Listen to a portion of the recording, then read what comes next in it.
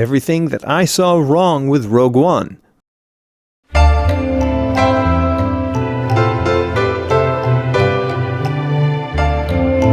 Spoilers ahead, duh! So don't watch unless you've already watched this movie.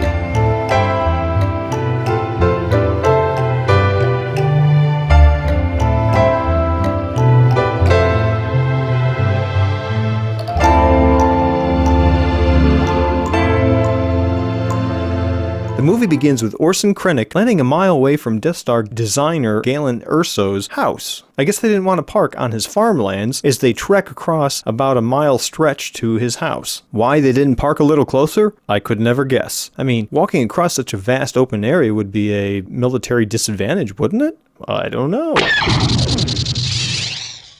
Moving along, after a brief introduction to Forrest Whitaker's role, we find main character Jyn with an Empire droid that has been reprogrammed and is now on the Rebellion side. This robot, K2SO, is seen using a keyboard. A keyboard? How weird. Doesn't he have an interface? Oh yes, he does. In fact, he uses it later to connect to one of the Empire's computers. It's not long before we see the return of Forrest Whitaker's character, Saw Gerrera, who seems to be playing out the magical Negro trope as he serves as an unseen role as Jyn's second father. We don't see anything of what happens other than the meeting years later. When Saw enters, we see him limping in on what looks like a robotic club foot. I mean, if you're going to take the time to put together a fake leg for him, couldn't you at least give him matching feet? Chinese actor Donnie Yen's character, Chirrut Imwe, was a master of bow staff, a traditional kung fu weapon. Felt like watching Ip Man. Oh wait, Donnie Yen played Ip Man. That makes sense. And it almost brings up another movie trope. Every Asian knows kung fu. I mean, we are in a galaxy far, far away, so why are Asians millions of light years away from Earth so good at kung fu? Okay, let's go on. So the Empire cargo pilot turned rebel conveniently convinces security to let him through the planet's security shield. Was this an act of luck, or was this the Force? Either way, it happened pretty easily. There's the typical swapping of dressing, where everyone that comes aboard is killed, knocked out, or whatever they are, and then they swap into their outfits. Somehow, Jyn manages to acquire an outfit which seems to be a uniform found on the Death Star.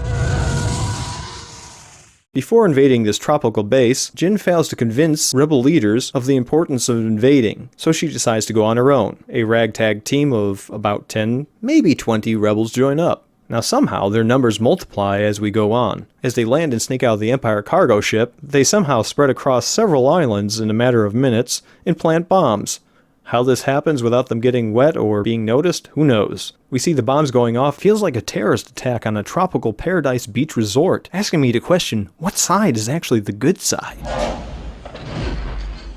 Now mind you, we've seen at this point an overview of these scattered islands, but suddenly AT-ATS appear magically on these islands. Where'd they come from? Underwater? Are they like Godzilla? Who knows? Standing tall, they brush past palm trees as they gun down anything that they can.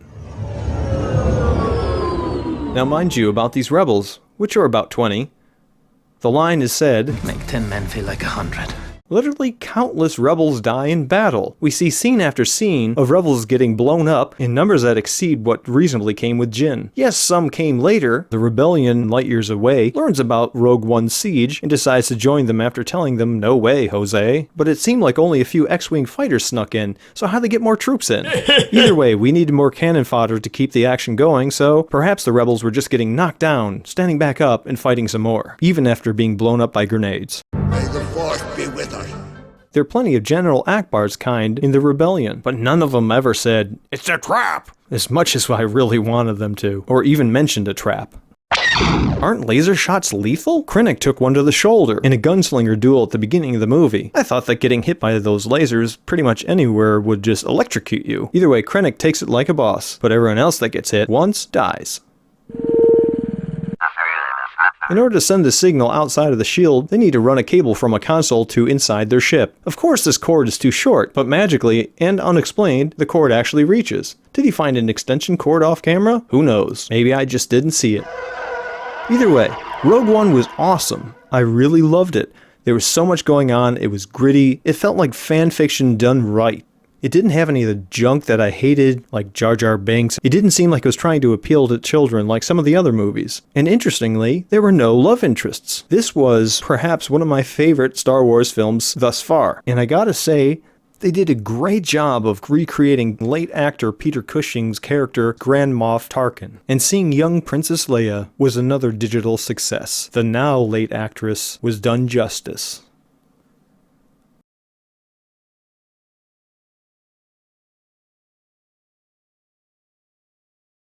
So in short, go see it, and leaves me looking forward to what might come in years ahead. Thank you, and if you like this video, make sure to leave a thumbs up, comment below, and subscribe. My channel is a hodgepodge of different things, and perhaps some of my topics may interest you as well.